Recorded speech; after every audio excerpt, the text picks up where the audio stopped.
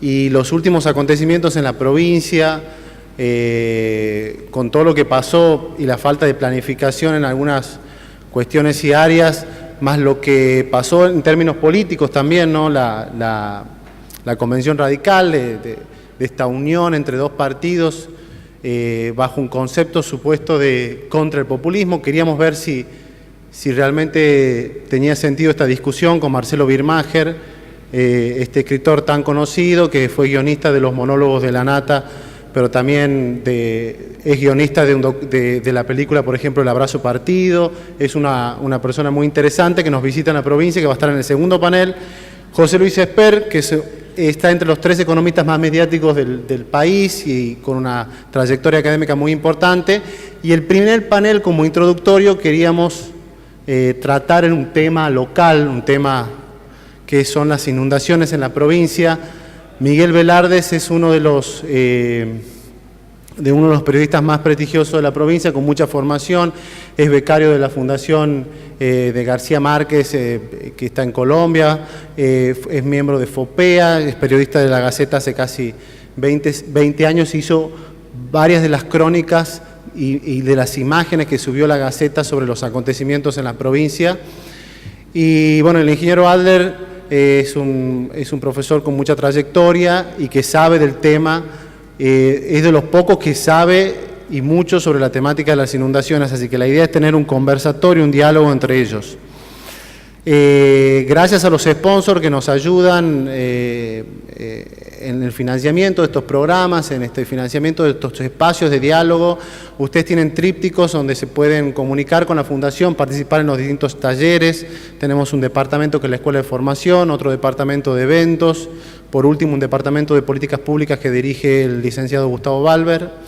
Así que, bueno, gran parte del trabajo que hacemos, de los programas, como es usual en nuestros últimos eventos, lo condensamos en un pequeño video institucional con fragmentos, así que los voy a invitar a los que no los vieron, que lo vean, y a los que ya lo vieron, que lo vuelvan a ver. Así que vamos a pasar el video. Aprovecho para hacerle una invitación. Nosotros estamos lanzando un concurso de ensayos que se llama José Ignacio García Hamilton, que es un curso de ensayos para adolescentes y también para universitarios entre 16 y 25 años. Las inscripciones están abiertas hasta fines de mayo. Hay un premio económico para el ganador y la publicación del ensayo. Pueden participar chicos, repito, de entre 16 y 25 años.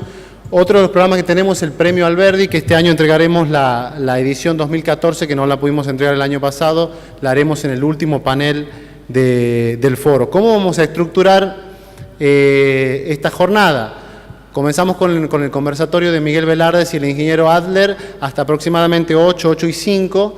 Luego los invitamos a tomar un coffee que brinda la Fundación, aproximadamente 20 minutos. Vamos a tratar de cumplir los horarios. Después viene la conferencia de Marcelo Birmacher y seguida la conferencia de José Luis Esper. Así que tratemos de cuidar los horarios. Voy a dar la palabra a Miguel Velardes y muchas gracias de nuevo por su presencia. Bueno, muchas gracias, buenas tardes, gracias por acompañarnos. Buenas tardes, ingeniero.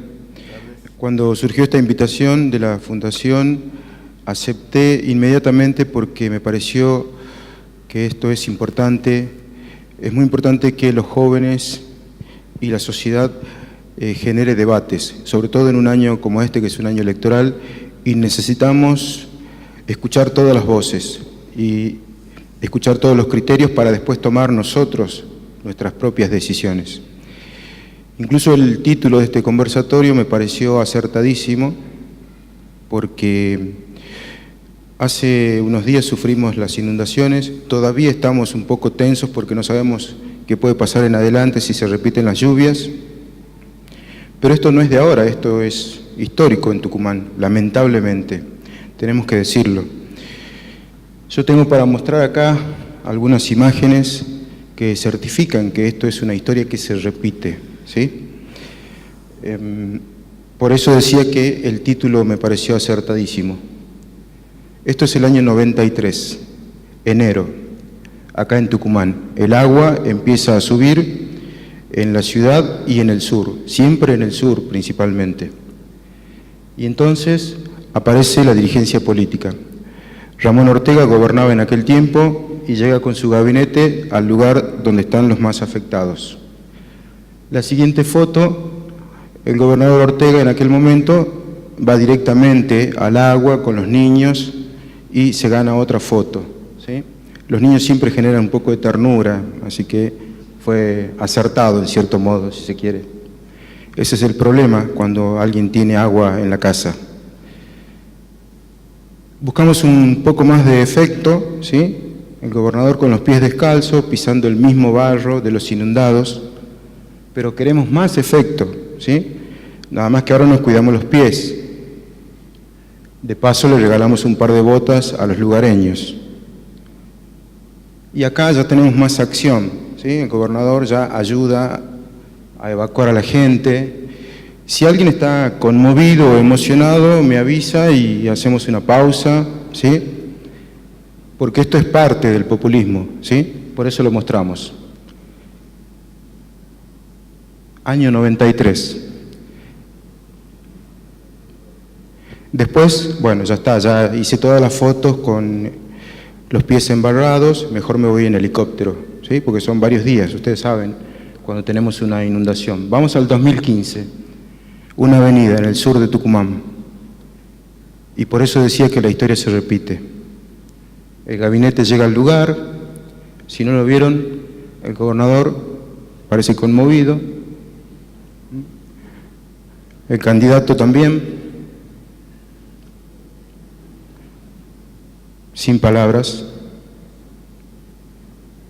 Supervisamos la ayuda. O sea, esto se repite todos los años, a veces con mayor o menor complicación, pero es de todos los años.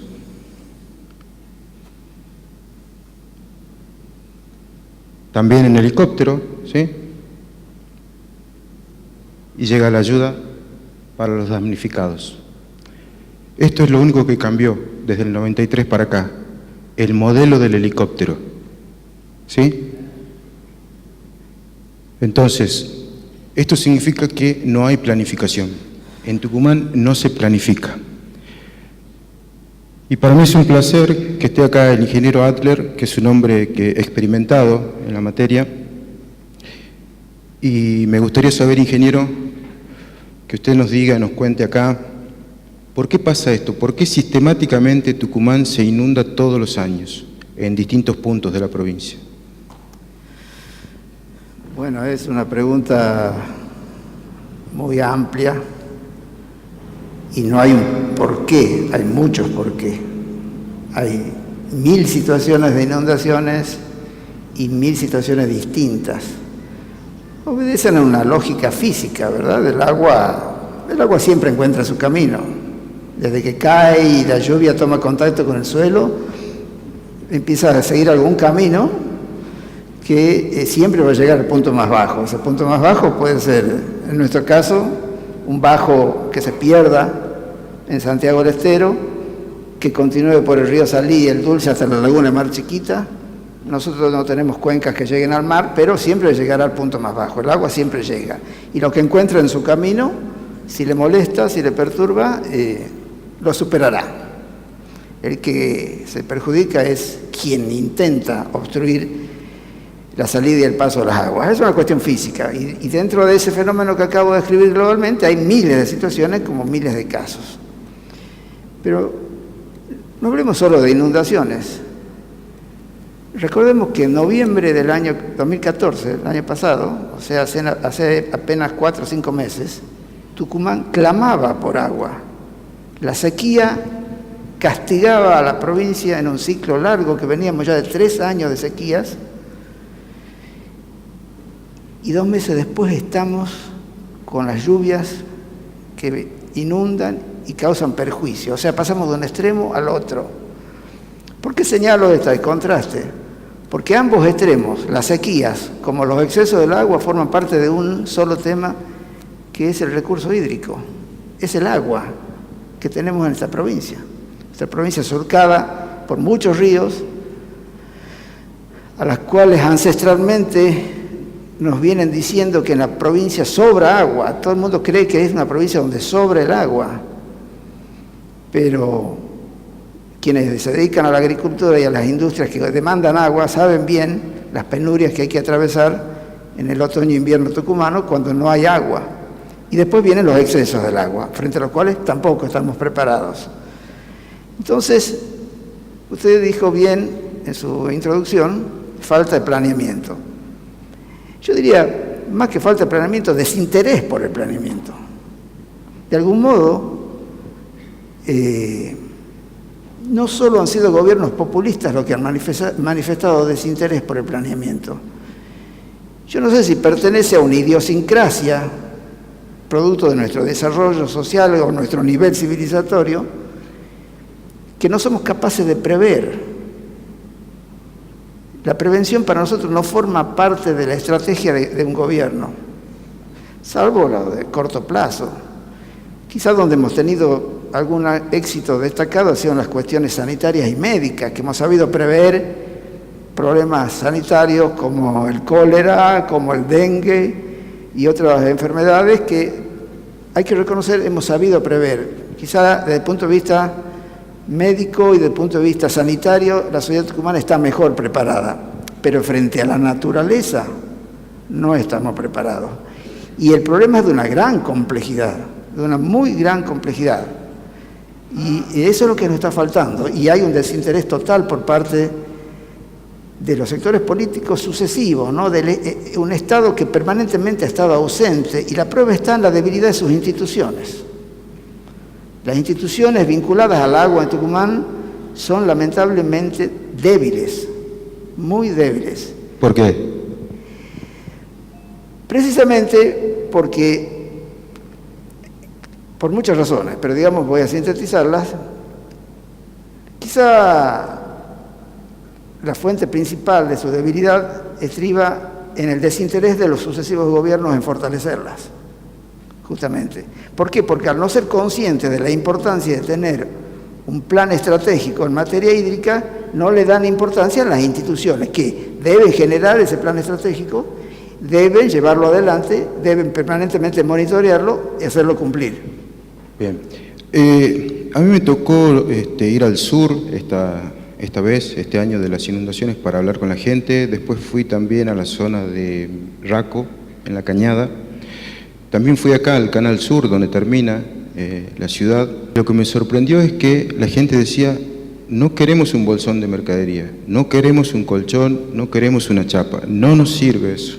O sea, gente que estuvo muchos años recibiendo esa dádiva, ahora ya no le es suficiente. Necesitan o quieren o piden una reubicación para no volver a tener el agua al cuello. Entonces digo, me parece que este año como que se acercó un poco más el agua, el problema de la inundación, como que lo tenemos a la vuelta de la esquina, porque pasó en Yerbabuena, porque el Canal Sur colapsó, el Canal Norte también, y vimos imágenes de paredes destruidas de los canales. O sea, no hay mantenimiento de las obras. Bueno, en el caso particular permítame hacer hincapié en la foto y en lo que usted acaba de pronunciar, que es la destrucción. No solo es una cuestión de mantenimiento, o de falta de mantenimiento o mal mantenimiento. Lamentablemente, y yo como ingeniero tengo que decirlo, hay errores estratégicos en la concepción de las obras. O sea, esas obras grandes que usted acaba de citar obedecen a un intento de planeamiento que se hizo en materia de manejo de aguas pluviales en la década de los 60. El famoso estudio general que hizo la empresa consultora Decio Constanzi, que trató el tema Tucumán, Yerbabuena y Tafí Viejo en su conjunto, porque efectivamente son sistemas encadenados, y propuso una serie de obras a desarrollar en el futuro. Esas obras, Canal Sur, Canal Yerbabuena, todos obedecen a ese planeamiento. Lo que pasa es que ese planeamiento quedó totalmente corto, se hizo para la década de los 60, cuando todavía no existía esa expansión enorme hacia el oeste, ni por lado de Tafí Viejo, ni por lado de Yerbabuena, ni por lado de San Pablo. Entonces, fueron obras con errores estratégicos o le faltó visión en la planificación. pero hubo también errores estratégicos hacia dónde conducir las aguas. La red natural conducía hacia el arroyo Manantial, no hacia el río Salí. Y forzaron una salida al río Salí. Entonces construyeron una obra concebida estratégicamente mal. Hay que reconocer con errores de ingeniería, hay que reconocerlo. Podemos ser indulgentes con esos errores de ingeniería, porque en la década de los 60 los grados de conocimiento que había en materia hidráulica no eran los que se tienen hoy. Había menos información hidrológica, había menos datos de lluvia también. Por eso, frente a esos errores hay que ser indulgente. Pero los errores constructivos que existieron son responsabilidad de ingenieros y de empresas tucumanas. Entonces, le pregunto, ¿Tucumán tiene profesionales capaces de resolver este problema y proyectar obras necesarias que tengan durabilidad en el tiempo? Porque en el sur, entre uno de los tantos puentes que cayeron esta vez, cayó el del acceso al Parque de los Alisos. Fue construido hace 2 años. Ese puente costó 18 millones de pesos. Duró 2 años. Uno puede pensar en cambiar el auto a los 2 años, pero no podemos cambiar de puente cada 2 años. Bueno, ahí retomo el tema de que usted me pregunta si hay en la provincia capacidad para hacerlo. Yo creo que sí la hay. Lo que yo creo que nuestra sociedad no convoca necesariamente a los mejores. Pero aparte de ello, y ese es uno de los graves defectos que tiene toda obra que forma parte de un planeamiento físico, que esa obra no puede ser producto de la capacidad individual de una persona o un grupo pequeño de personas, por más inspirados que sean. Ni a un solo gobierno, tampoco. Ni a un solo... Ni a un solo gobierno, digo. Ni a un solo gobierno, por supuesto. Pero por lo menos la concepción de la obra, donde yo hacía hincapié que hay defectos de ingeniería o defectos estratégicos de concepción, cuando es una obra de alta responsabilidad a largo plazo, hay que someterla al debate y a la auditoría social, que es lo que no existe en Tucumán. Acá, por ejemplo, hay obras que se financian con el Banco Mundial, por ejemplo.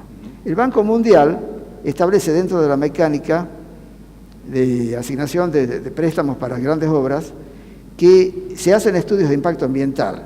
Entonces se hace una evaluación de impacto ambiental que va a tener la obra y después ese estudio de impacto ambiental se somete a una audiencia pública. Aparentemente en la audiencia pública podrían surgir todas las objeciones, todos los reparos que puedan venir de distintos sectores a una obra determinada. Pero lamentablemente no es así. ¿Por qué? Porque son meros formalismos que se realizan en una jornada de 2 horas donde se expone brevemente un informe de impacto ambiental. El proyecto, en muchos casos, y yo lo he sufrido, ni siquiera queda a disposición de los interesados para estudiarlo el proyecto. Entonces hay que emitir opinión en 2 horas sobre un tema. Obviamente en ese momento las cosas ya están totalmente cocinadas, ya no se puede cambiar nada, ya se está en un ciclo de adjudicación de un préstamo que hay que apurar, no se puede poner palos en la rueda. Entonces no hay rigurosidad en el trabajo. Por supuesto. Un puente, con lo ridículo que significa que se caiga a los 2 años, un puente es una obra acotada y que se reconstruye relativamente rápido.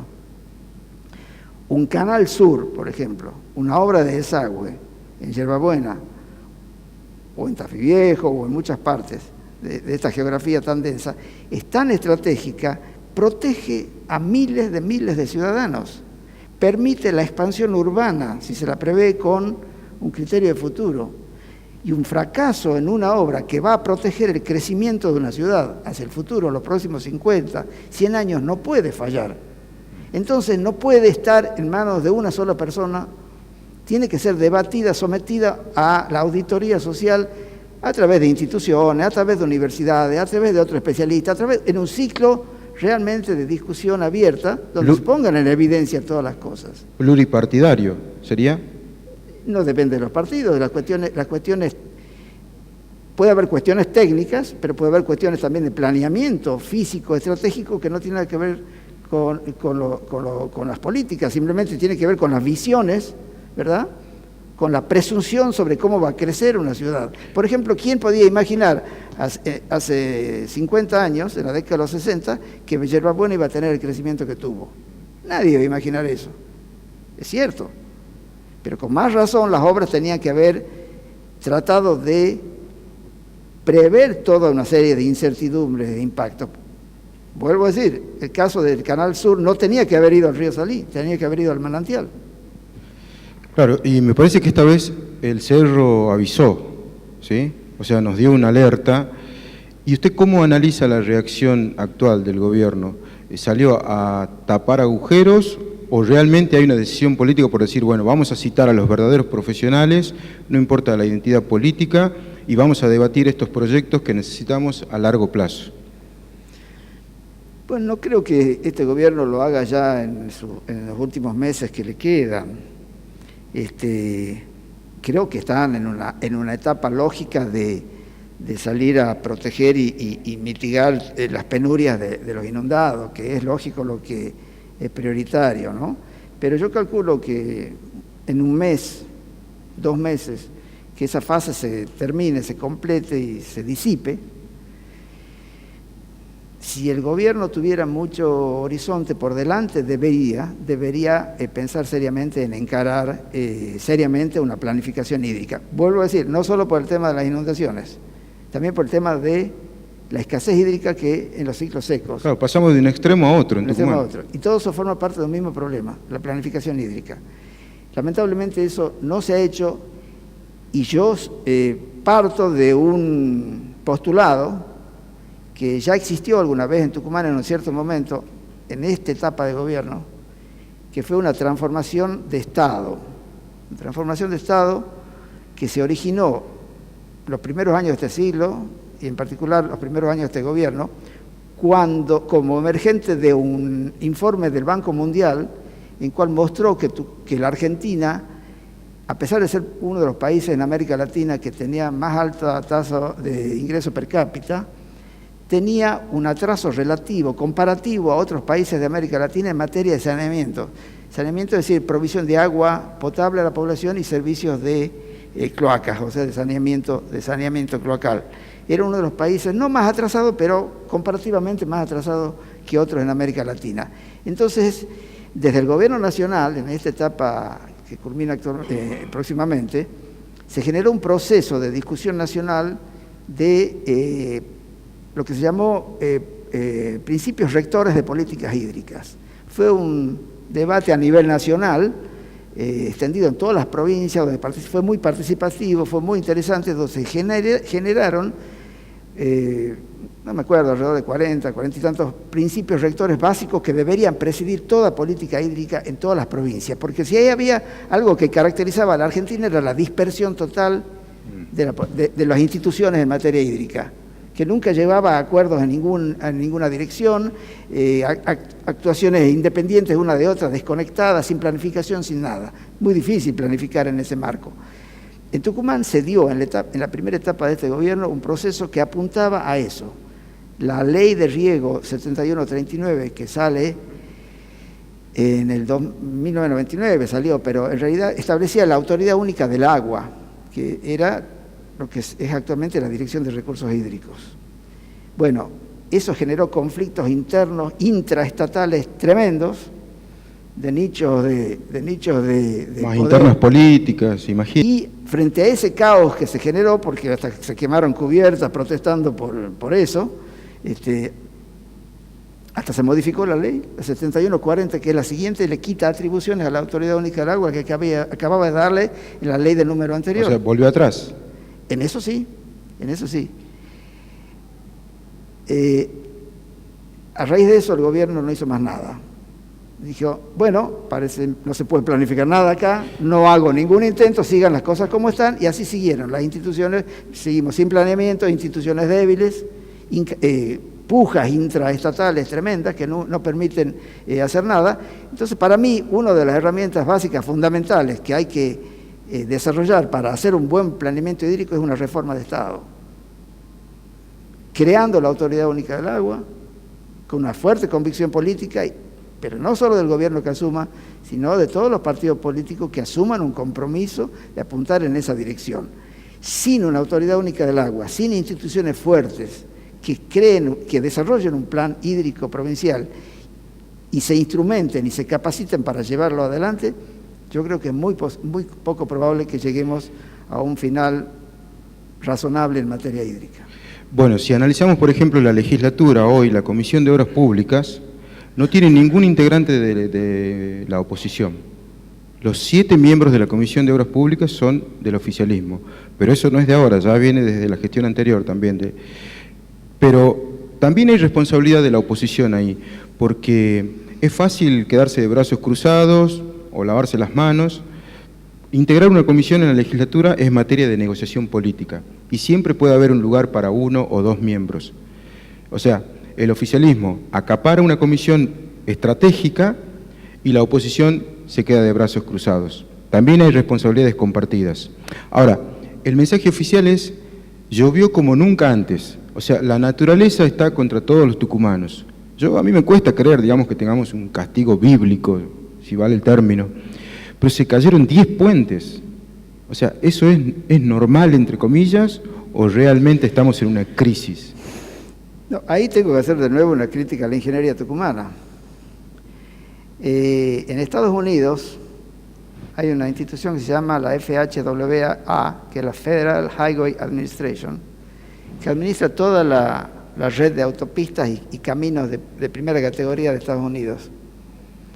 Y un informe de hace unos años de esta autoridad, vendría a ser la Vialidad Nacional de Estados Unidos, dice que el 75% de los casos de puentes colapsados en las rutas norteamericanas obedecen a problemas hídricos, o sea, problemas que no soportaron por mal diseño, o por problemas de diseño, o por falta de información, o por falta de estudios básicos, y colapsaron. De allí que Estados Unidos, a raíz de este informe, hizo un plan muy profundo y muy generalizado, donde el tema hidráulico es un tema muy importante a la hora del diseño de un puente. Lamentablemente acá no se le da todavía la importancia. Y es paradójico porque nuestros ríos son de una dinámica muy activa y permanentemente están, para hablar un poco en términos simples, están socavando las pilas de los puentes o socavando los accesos a los puentes. Y todo eso hay que estar permanentemente monitoreando, cuidando y aquilatando la experiencia. Eso no se hace totalmente, lamentablemente.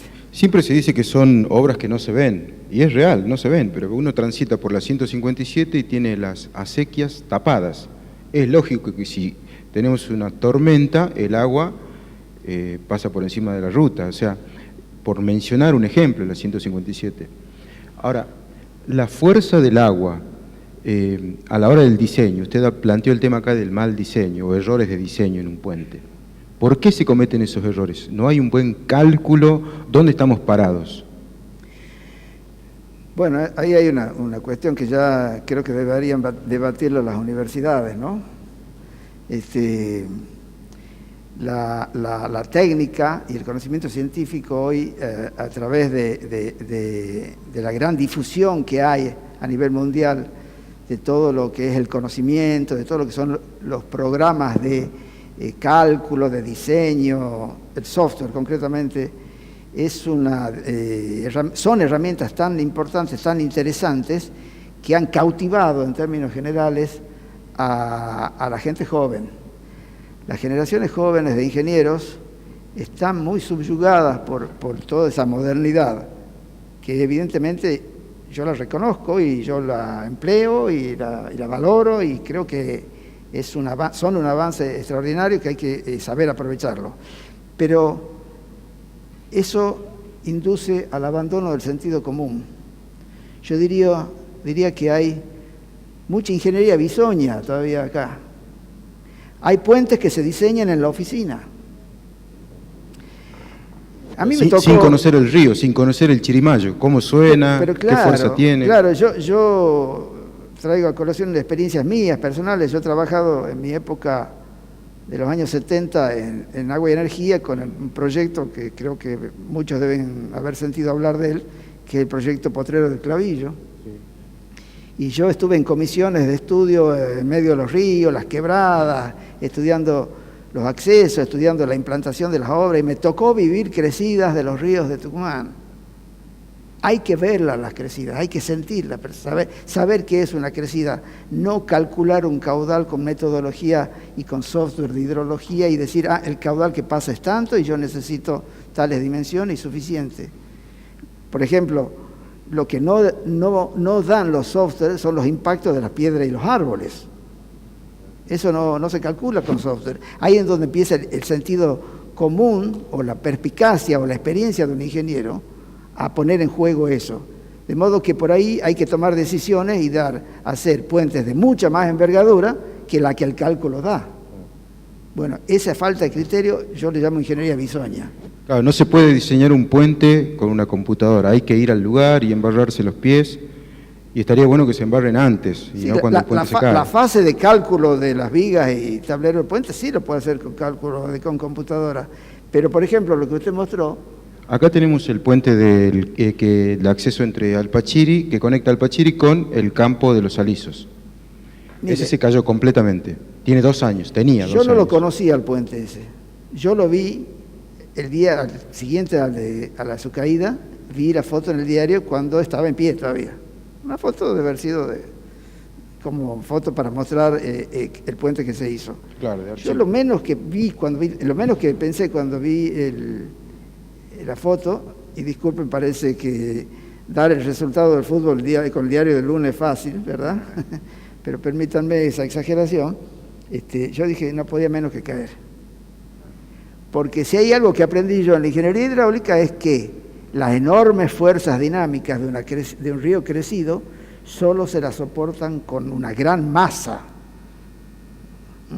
Es como decir, yo puedo tener un ropero muy grande, todo vacío, y viene alguien, se apoya, lo empuja y el ropero se cae. Pero si ese ropero está lleno, atestado de ropa, es más difícil, es más pesado, aguanta más el empuje, ¿verdad?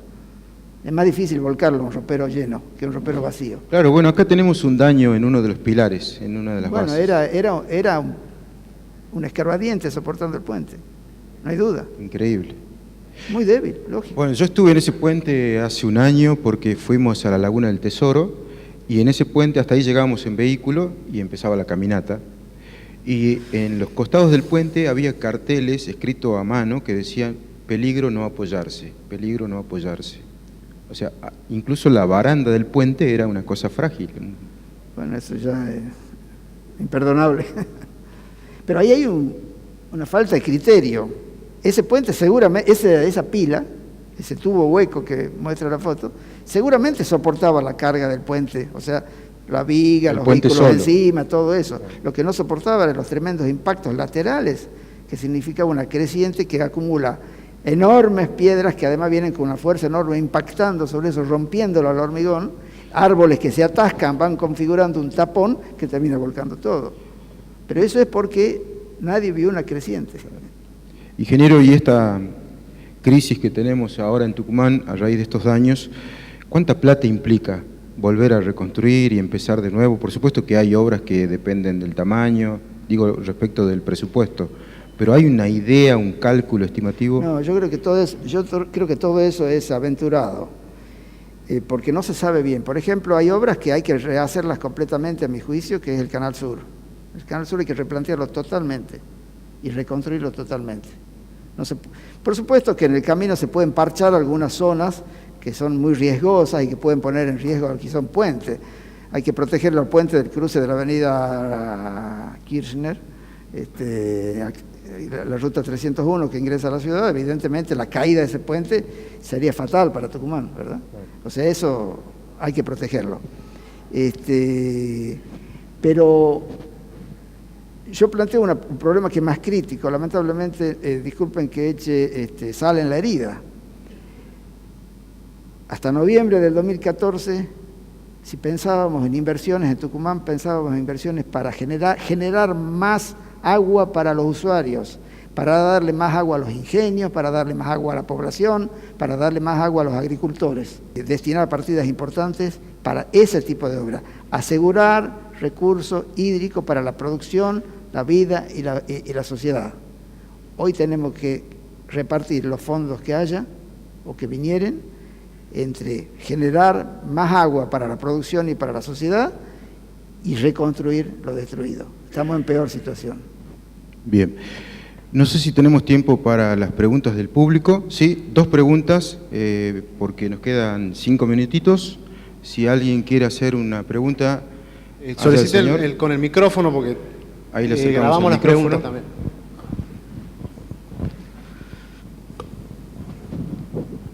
Buenas tardes.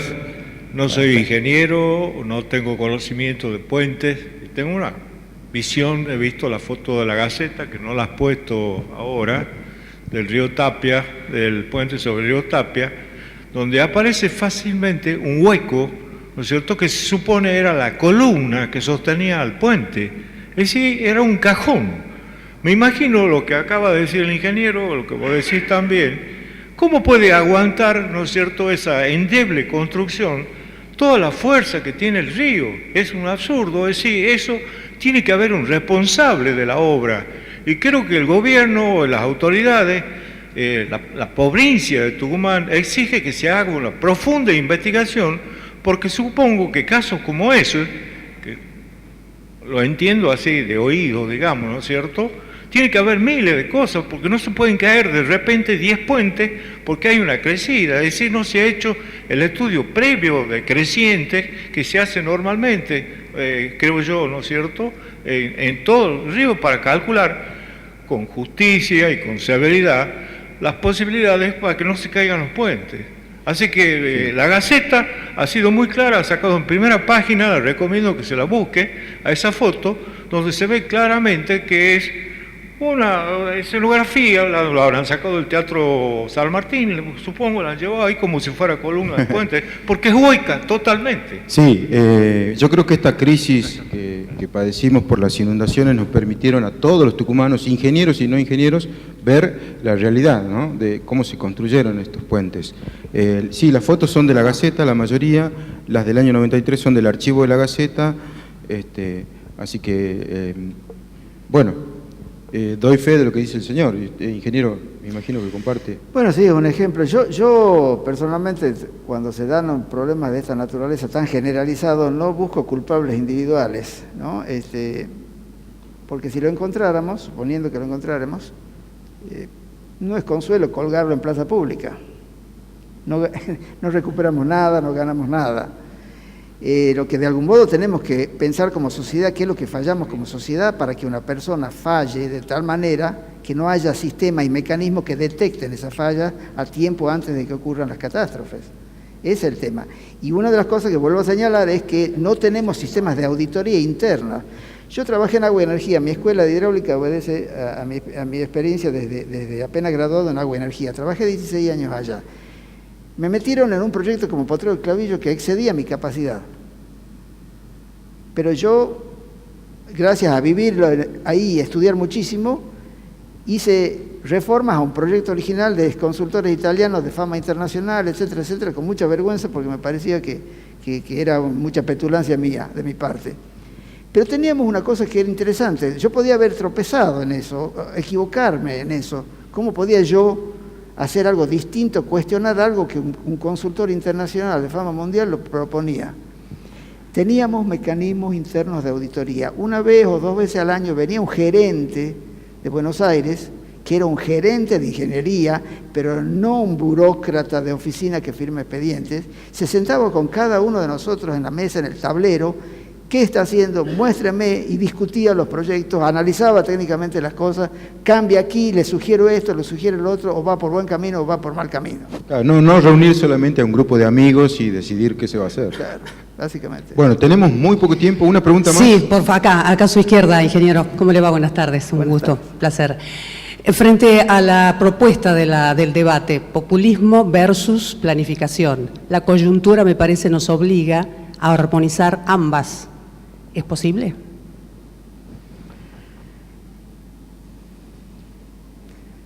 al menos que reforme el populismo.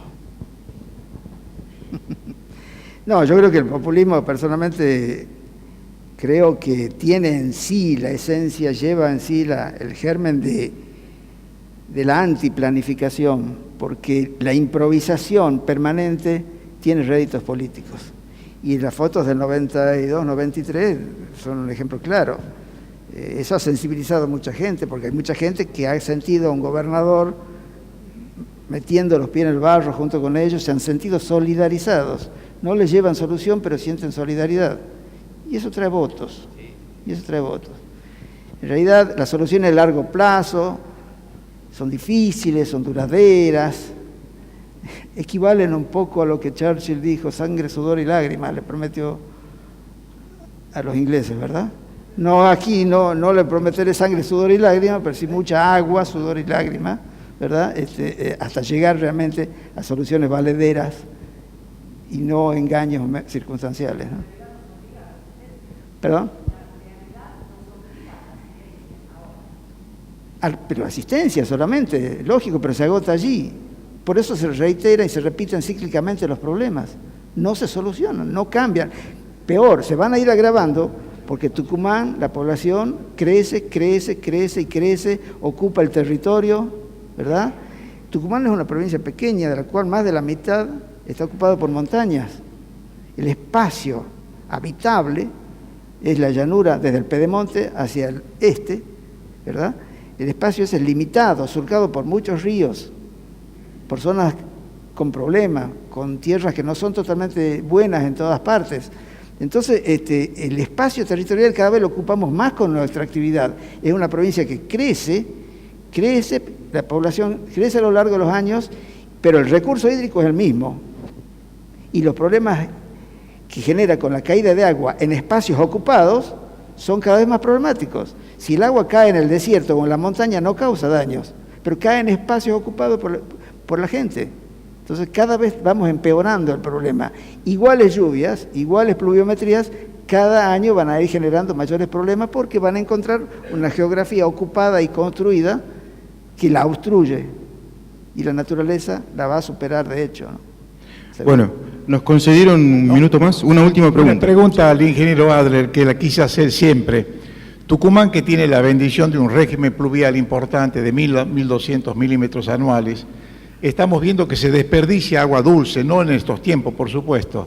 ¿Qué capacidad de embalse sería necesario hacer en Tucumán, no solo en las encrucijadas de las montañas, sino en el llano, para satisfacer las necesidades de agua de población y riego? No quiero hablar de volúmenes porque eso significaría entrar en un tecnicismo. Yo doy una sola idea. Tucumán es cabecera de una gran cuenca de la región semiárida que es la cuenca del Salí Dulce.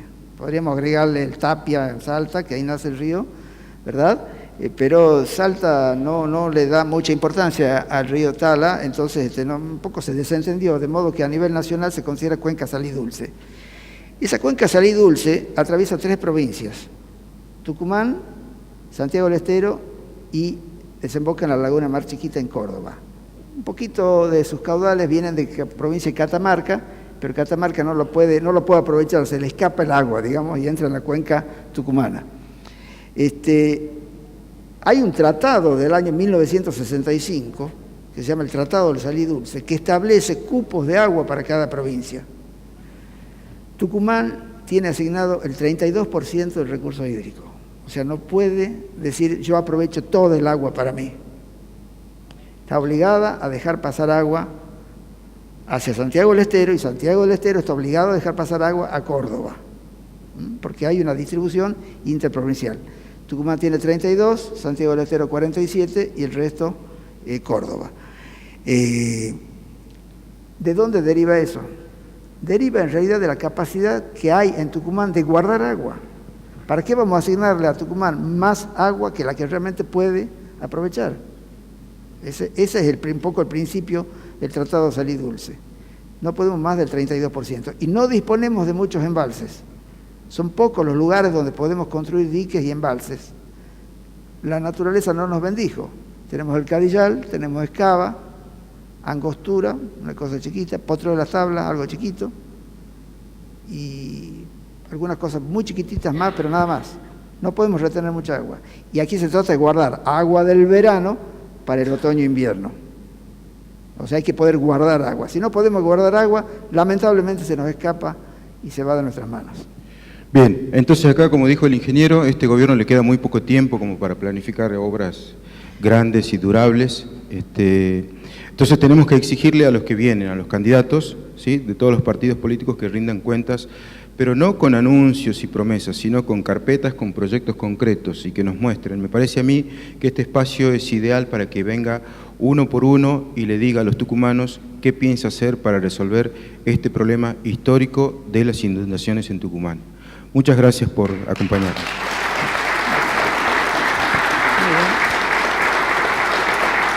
Gracias,